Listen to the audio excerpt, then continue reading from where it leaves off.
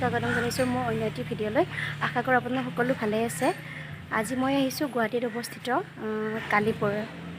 কালিপুৰত থকা চক্ৰেশ্বৰ মন্দিৰ। ভিডিঅ'টি চাই থাকিব।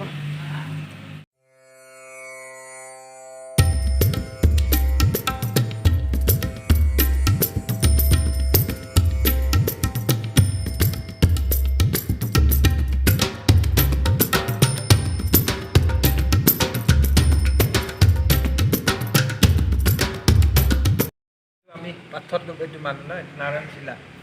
এইটো মানে মহাভাৰত যেতিয়া আছিল মহাভাৰততকৈ এইটো আগৰ হয় প্ৰায় ৬,০০০ বছৰ আগৰ আৰু একদম ৰিচাৰ্চ কৰি ওলাইছে এইটো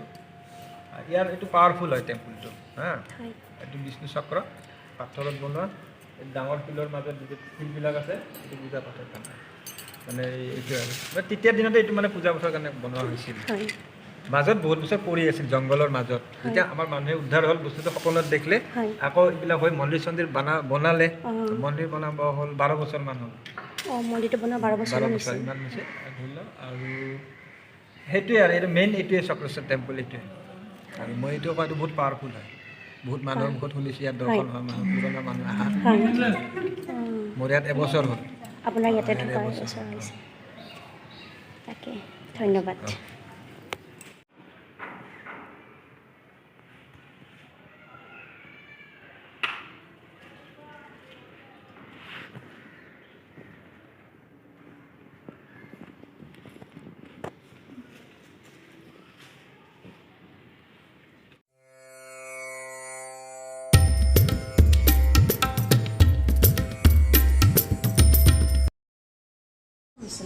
মন্দিৰটো প্ৰতিষ্ঠা কৰা আৰু মন্দিৰটো চবচে শক্তি আছে বুলি তেওঁৰ পৰা জানিব পাৰিলোঁ তাত বিষ্ণুৰ তেওঁৰ চক্ৰ আছে তেনেকৈ এইটো মেইন মন্দিৰ হয় তাত লক্ষী মন্দিৰো আছে ভিডিঅ'টি চাই থাকক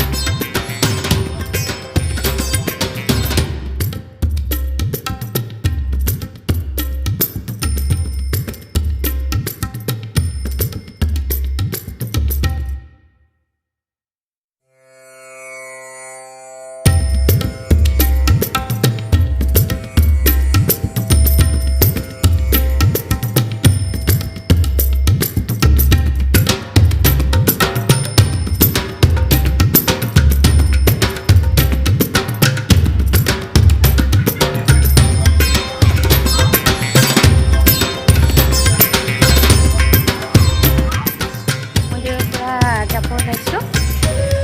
আৰু সকলো এবাৰ হ'লে আহি চাব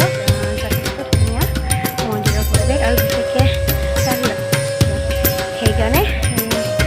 মনমোহা মন্দিৰটো উপভোগ কৰিবৰ কাৰণে আপুনি সকলো এবাৰ আহক চাই যাওক কি ভাল লাগিব যথেষ্ট ভাল লাগিব